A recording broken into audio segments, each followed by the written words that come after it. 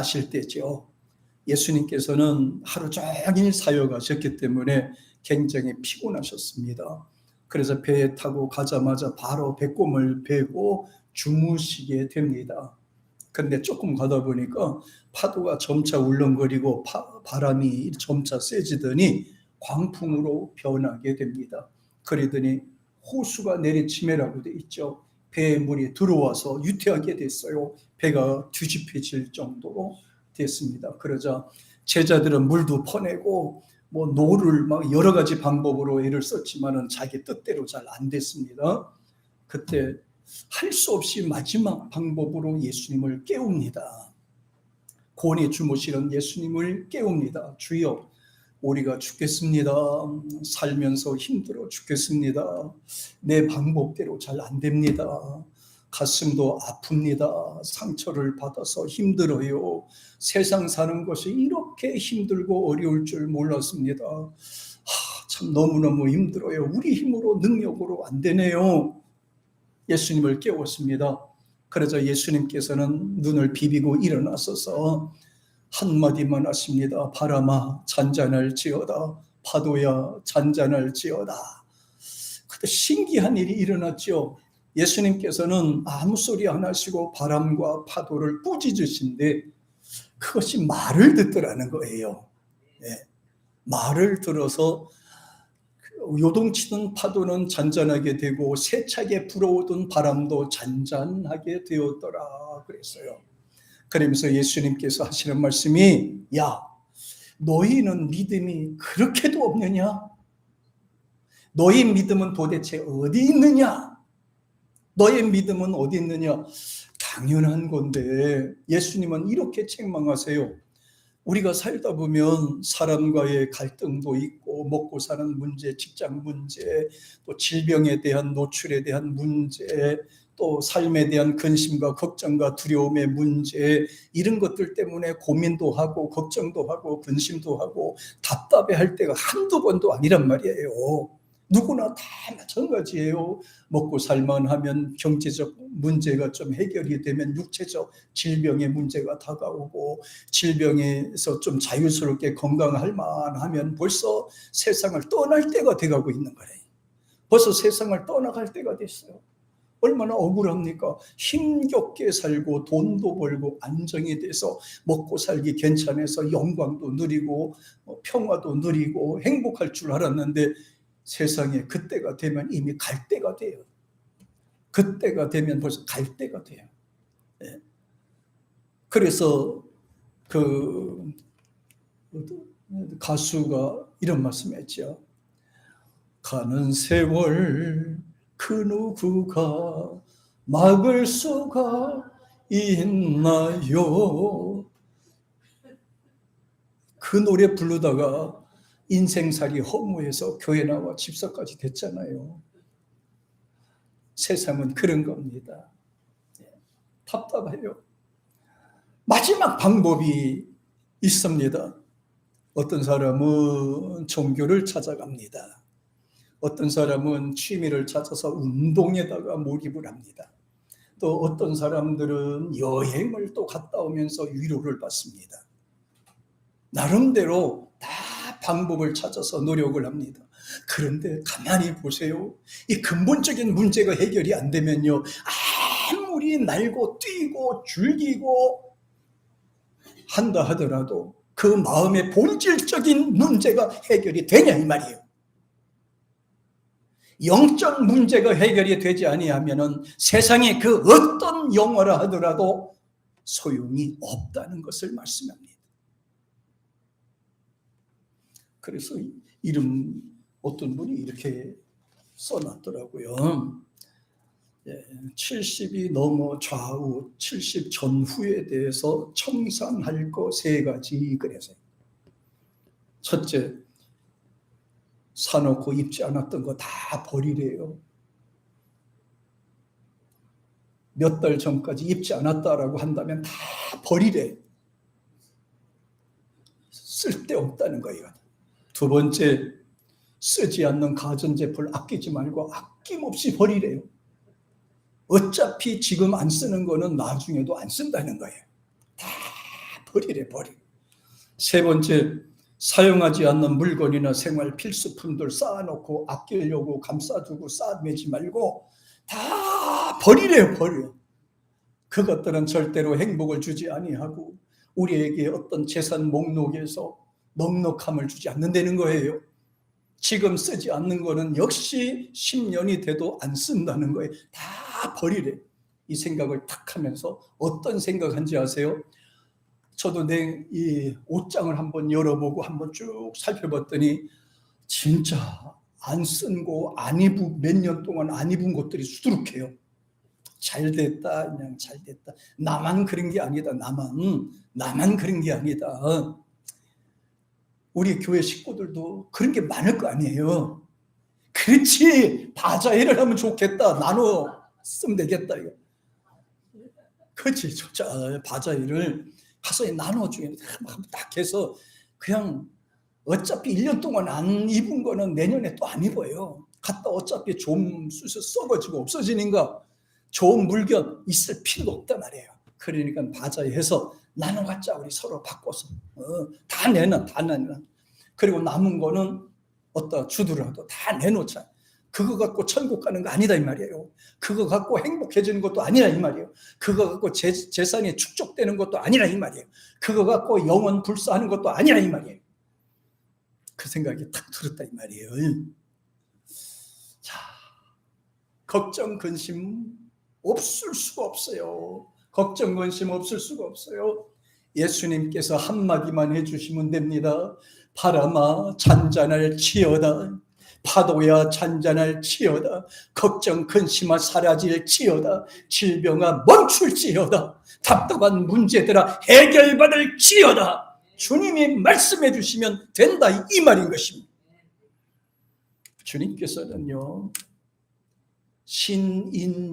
신인양성론이라는 그 신학적 교리인데요, 신인양성이 되세요. 그러니까 성령으로 잉태하셔서 그 하나님의 영이 계신 분이고 또 인간의 몸을 입고 태어났으니 인간이 돼요. 그래서 참 하나님도 되시고 참 인간도 되신 겁니다. 죄 가운데 태어나지 아니하셨기 때문에 예수 그리스도는 하나님으로 이 땅에 오셨지만은 인간이 되셨지만은 하나님으로 이 땅에 오신 거가 돼요. 그래서 신학적으로는 신인양성론이라 이렇게 얘기를 합니다. 신인양성론. 사람들과는 전적으로 틀린 부분을 갖고 있어요. 예수님께서 만약에 그냥 신적 요소가 없이 그냥 인간적 요소로만 이 땅에 오셨더라면은 걱정, 근심, 질병, 염려 이런 것 때문에 계속해서 염려하고 걱정하셨을 거예요.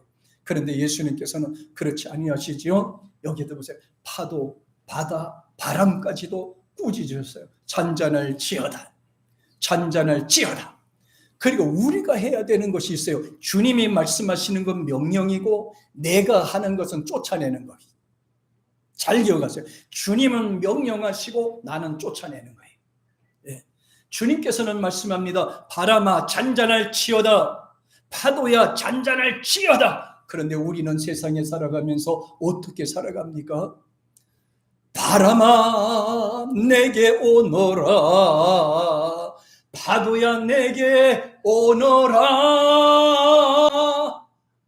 고난도 시련도 내겐 아무것도 아니니. 예수님께서 우리와 함께 하시니까 걱정할 필요 없다 이 말입니다. 예수님께서 오셔서 초자연적인 능력을 행하셔서 하나님인 것을 보여주셨어요. 그러다 보니까 많은 사람들이 잘못된 교리를 받아들여서 이상한 생각하고 이상한 방법으로 믿는 사람들이 많아요. 그래서 교주들은 자기들이 특별한 은혜를 받는 줄 알고 자기가 하나님이 된 것처럼 해서 백성들을 호도하고 유혹하고 넘어뜨리고 있어요. 네. 근데 예수님께서 당하신 일과 저들이 당하는 건 너무 틀리거든요. 예수님은 아시고 당당하게 걸어가셨지만 대부분의 사람들은요 뭐 고소를 당한다든가 경찰들이 체포하러 온다든가 갑자기 죽을 병에 걸렸다든가 그럼 막 당황하게 되잖아요. 당황해서 병원에 간다든가 말이죠. 막 난 죄가 없다고 막 기자회견한다든가 쓸데없는 막 이렇게 하잖아요. 예수님은 절대로 그렇지 않았어요. 예수님은 당당하게 가룟유다가 배신하고 사람들이 체포하러 왔을 때 너희들이 원하는 대로 하라. 너희들이 원하는 대로 하라. 빌라도의 법정 소송 앞에서도 예수님 말씀하세요. 성경대로 이루어지도록 하라. 네가 하는 대로 할지어다. 비록 죽음이 앞에 있을지라도 전혀 겁을 내거나 두려워하지 아니하셨어요. 그것이 바로 예수님과 세상 인간과의 차이점이라고 할 수가 있습니다. 예수님은 고난이 왔어도 걱정하지 않았어요. 세상에서 어떤 문제가 왔어도 절대로 흔들리지 않았습니다. 하나님이시니까요. 아시기 때문에요. 자기가 해야 되는 일을 그는 감당하기 위해서 앞으로 나갔기 때문에 그런 것이지요. 겁내거나 걱정하거나 두려워하지 않았어요. 그래서 우리는 그리스도 안에 속한 우리는 세 가지 중요한 사실을 기억해야 됩니다. 첫째는 우리는 한 배에 탄 운명이에요. 한 배에 탄 운명입니다. 예. 가정은 뭐라 그러죠? 부모님과 자녀들이 모이면 한 가정이라고 그러잖아요. 같은 운명이 되는 거예요. 그 같은 운명이 된 느낌은 표현은 어떻게 합니까? 아버지가 아프거나 엄마가 아프면 가족 전체가 우울하게 되는 거예요. 한 배에 탔기 때문에 그런 것이지요.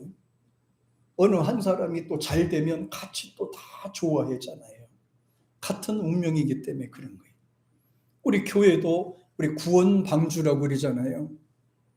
그러니까 잘 돼도 같이 잘 돼야 돼요. 행복해도 같이 행복하도록 해야 돼요. 아파하는 분이 있으면 비난하기보다는 슬퍼할 줄 알아야 돼요. 교회 식구 중에서 아파하는 분들이 있으면 같이 아파해야 되고요. 성도들 중에서 좋은 일이 있다라고 한다면 같이 좋아해 줘야 돼요. 같이 칭찬해 줘야 되는 거예요. 그게 한 배에 탄 사람의 운명입니다. 잘 돼도 그렇고 안 돼도 그렇고 같이 기뻐하고 같이 즐길 줄 아는 그것이 바로 교회 식구가 하는 운명이라고 할 수가 있습니다. 예. 한 사람만 특별하게 잘된 것도 아니고 한 사람만 특별히 어려움을 당한 것도 아닙니다. 그리스도 안에 있는 사람들은 한 가족이기 때문에 같이 기도하고 같이 극복하도록 그런 믿음이 되기를 주의 이름으로 축복합니다. 우리는 하나님의 지체로 단단하게 묶여 있습니다. 어차피 세상을 떠나면 하나님 앞에 가게 돼 있습니다. 하나님 앞에 가도 만나요. 예수님을 믿지 않으면은 세상에서는 보지만 주님 앞에 가면 못 만나요. 한 사람은 지옥에 가고 한 사람은 천국에 가니까 못 만나잖아요. 그런데 우리는 끊을 수 없는 관계 속에서 묶여 있다 이 말이에요. 지금도 만나고 천국 가면 또 만나요. 그러니까 여러분 그리스도 안에서 한 운명이라는 것을 꼭 생각하셔서 언제나 기도해 주시고 밀어주시고 격려해 주시고 항상 찬양과 기쁨이 넘치는 우리 모두 되기를 주의 이름으로 축복합니다. 참 중요한 인물들이에요. 저와 여러분. 제 얼굴 다시 한번 봐요. 제 얼굴 다시 한번 보세요. 지금도 만나지만 주님 앞에 가면 또 만나요. 안 만나면 문제가 된단 말이에요. 세상에 있는 목적이 뭡니까? 잘 살기 위해서입니까? 오래 살기 위해서입니까? 언젠가는 세상을 떠나야 됩니다. 주님 앞에 가야 되는 거예요.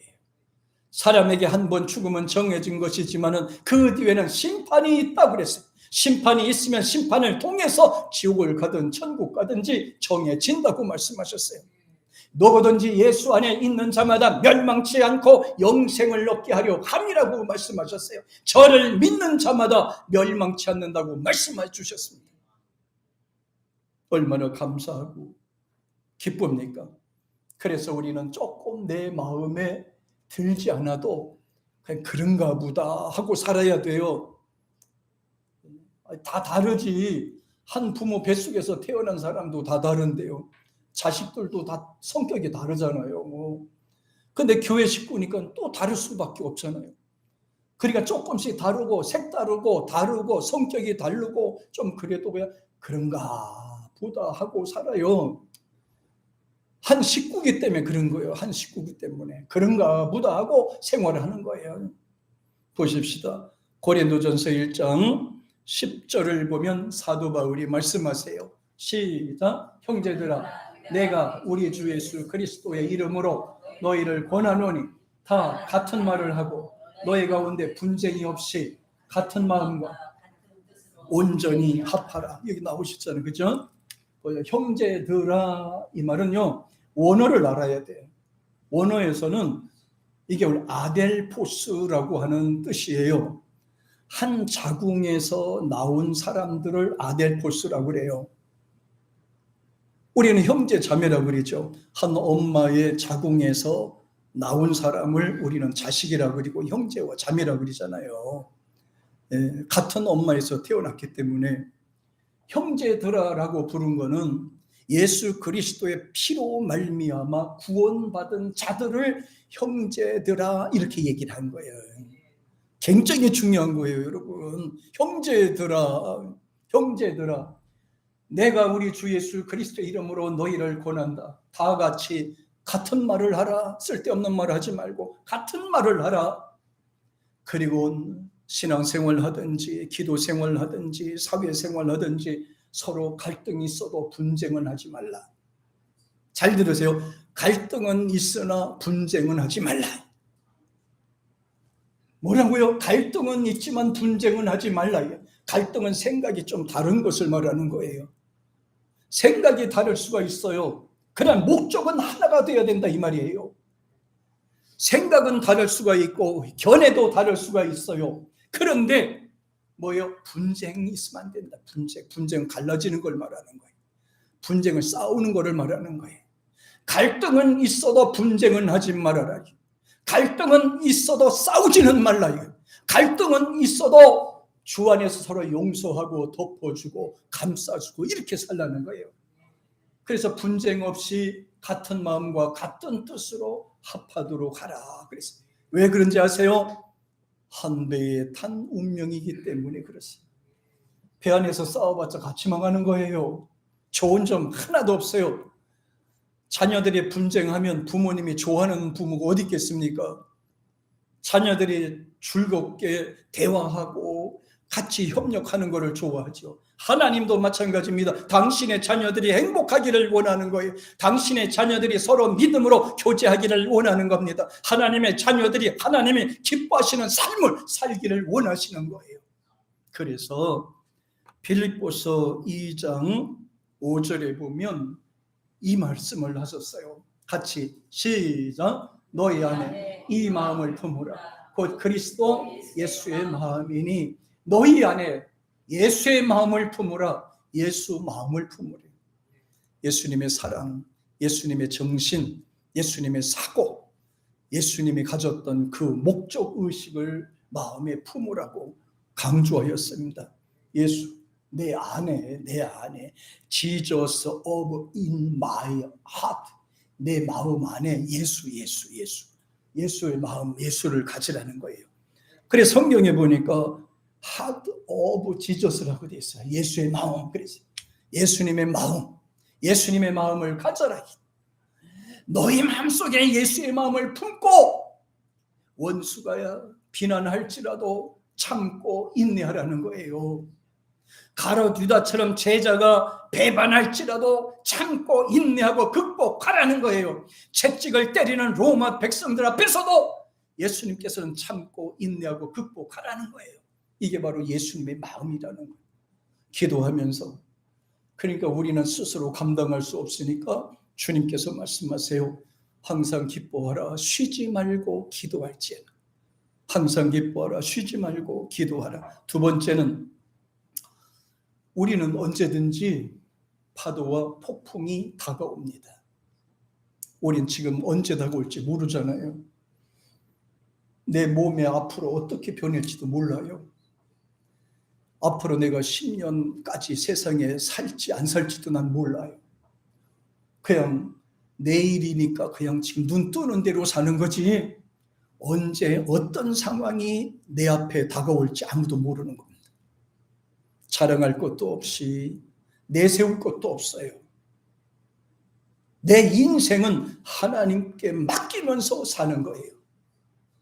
그래서 인간은 광야를 가는 인생이다 그랬어요. 또 바다에 떠 있는 배 위의 인생과 같다 그랬어요.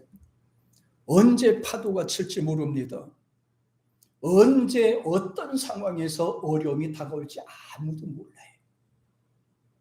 내 몸에 어떤 병이 기생하고 있는지도 몰라요. 나뿐만 아니라 내 가족에도 그런 어려움이 있는지도 몰라요. 아니 그것이 내일 다가올지도 모르고 아니면 10년 후에 다가올지도 몰라요. 아무도 몰라요. 그게 바로 인생인 겁니다. 그래서 성경에는 말합니다. 누가복음 8장 23절에서 보세요. 시작. 행선할 때 예수께서 잠이 드셨더니 마침 광풍이 호수로 내리침에 배에 물이 가득하게 되어 유태한지라. 보세요. 예수님께서 주무시고 계신다 이 말이면 예수님께서는 우리의 믿음 따라서 다르겠지만은 광풍이 호수로 내리치네 배에 물이 가득하게 되어 유태하게 되네요. 이 문제란 말이에요. 광풍은 세상 풍파를 말하는 거예요. 배에 물이 가득 찼다고 하는 것은 내 몸에 병이 기생한지도 모르고 내 앞에 어떤 어려움이 다가올지도 모르는 상태로 유태하게 된 상태를 이렇게 표현하는 거예요. 아무도 모르는 거예요. 그러면서도 사람들은 당당하게 살아가지요. 그러면서도 사람들은 아무것도 모르면서 즐겁게 살아갑니다. 내일 죽을지도 모르면서 내일 황당한 일을 당할지도 모르면서도 이렇게 살게 됩니다. 그게 바로 어리석고 미련하다. 그렇게 말씀하셨어요. 어리석고 미련하다. 지금 내 안에 이런 물이 들어와 있는지도 몰라요. 광풍이 치고 있는지도 몰라요. 어려움이 닥치고 있는지도 모릅니다. 그게 바로 우리 인생의 모습입니다. 심지어는 물이 배에 들어와서 가득하게 됐다고 말씀하셨어요. 세상의 모든 일들은 서서히 오는 것 같아도 갑자기 일어날 수도 있습니다. 고난도 시련도 알려주고 오지 않습니다. 질병도 힘든 일도 알려주고 오지 않습니다. 죽음도 다가오는 건 알지만 이 죽음이 언제 죽는다 이렇게 알려주고 오지 않습니다. 잠언서 6장 15절에 보면 이렇게 말씀하세요. 시작. 그러므로 그 재앙이 갑자기 임한즉 도움을 얻지 못하고 당장에 패망하려. 이건 몰라요. 어제 잘 살았다고 오늘 잘 살아지는 것도 아니고 오늘 잘 산다고 내일까지 계속 그것이 이어지지 않아요. 언제 어떤 상황이 이루어질지는 아무도 모릅니다. 언제 어떤 상황이 될지 아무것도 몰라요. 재앙이 갑자기 임한즉 도움을 얻지 못하고 당장 패망하리라. 갑자기 임한즉 기도하는 사람한테는 갑자기 오지 않아요. 갑자기 올 수도 있어요. 그래서 시편 40편에 보면은 이런 말씀하셨어요. 잘 보세요. 시작. 무수한 재앙이 나를 둘러싸고 나의 죄악이 내게 미침으로 우러러 볼 수도 없으며 죄가 나의 머리털보다 마음으로 내 마음이 보세요. 마음이 사라졌다는 것은 사는 의미가 없어졌다 이 말이에요. 기쁨이 없어졌고 즐거움이 없어졌고 삶의 의미가 없어진 것을 말하는 거예요. 사라졌다 이게요. 왜? 재앙이 나를 둘러싸이고 캄캄하고 있잖아요. 죄악이 나를 미쳐서 나를 사로잡아서 내가 앞을 바라볼 수도 없고 내가 앞으로 갈 수도 없다. 그러니까 얼마나 답답한 상황이 됩니까? 예수 안에 있을 때만이 가능한 거예요. 예수님만이 나의 생명이 되는 거예요.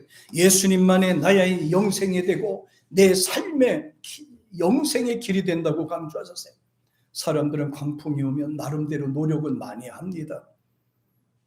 제자들이 그러했듯이 우리 인간은 세상에서 나름대로 극복하려고 노력하지 혹자는 종교를 찾아서 빌고 합니다. 혹자는 여행을 하면서 마음의 위로를 받습니다. 혹자는 목적을 가지고 살려고 노력을 합니다. 그러나 그것이 인간의 목적이 아닌 것을 알아야 됩니다. 연어에게는 귀소 본능이라는 것이 있어요. 참 신기하잖아요. 예, 연어 알을 이렇게 오면요, 이놈이 새끼가 까가지고 그 다음에 이게 다시 또 내려가요. 큰 물로 내려갔다가 그 다음에 죽을 때 되면 다시 또 이게 또 자기가 원 곳으로 다시 올라와요. 목숨을 바쳐서 올라와요. 야, 나 그 연어 보니 대단하더라고요. 예, 자기가 올라온 곳에 근데 사람들이 밑에다가 이렇게 그 시멘트로 이렇게 막아놨어요. 그러니까 그거를 올라오고 다 밑에 올라가다 미끄럽더라고요. 나중에는요, 막 여기 터지고 여기 깨지고 다 거품이 바뀌어져서 중간에 죽어. 귀소 본능이 이렇게 강한 거예요. 보세요, 미물도 그렇잖아요. 하물며 우리 인간도 때가 되면 하나님을 찾지 않겠어요? 하나님을 찾는 것은 인간의 본능이라고 그랬어요. 귀소 본능이라고 그랬어요. 하나님을 찾는 것은 귀소 본능, 당연한 거라고 그랬어요.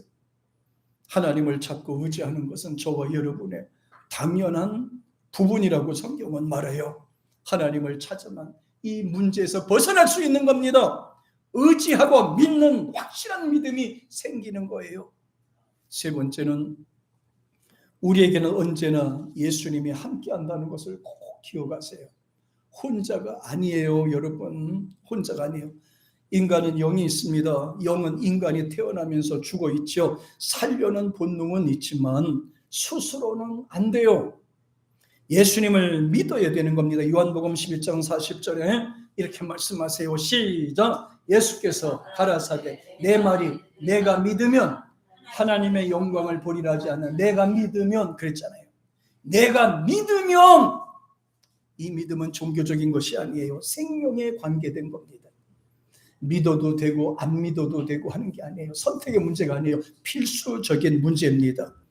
그래서 로마서 10장 9절에 보면 이렇게 얘기를 해요. 시작. 네가 만일 내 입으로 예수를 주로 시인하며 또 하나님께서 그를 죽은 자 가운데서 살리신 것을 네 마음에 믿으면 구원되리라. 그럼요. 예수를 믿으면 구원이 된다고 강조하셨어요.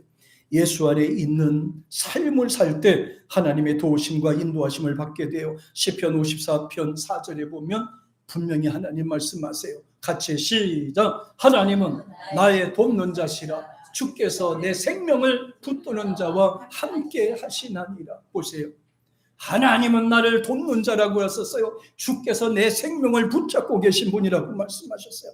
주님 한 분만으로 언제나 감사하고 기쁨으로 충만하기를 주의 이름으로 축복합니다. 할렐루야. 이란에 알리 아사다라는 청년이 있었어요.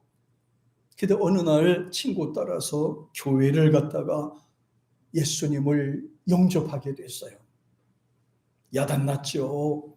가정에서도 야단났죠. 부모들이 야단났죠.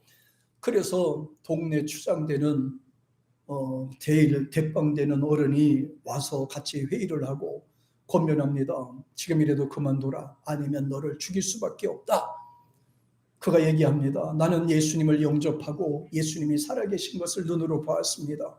절대로 예수 믿는 일을 포기할 수 없습니다. 지금 죽더라도 나는 천국에 갑니다. 걱정하지 않습니다. 그러자 부모도 그렇고 형제들도 그렇고 추장도 그렇고 사형 선고를 내리기로 합니다. 마지막 사형하기로 합니다.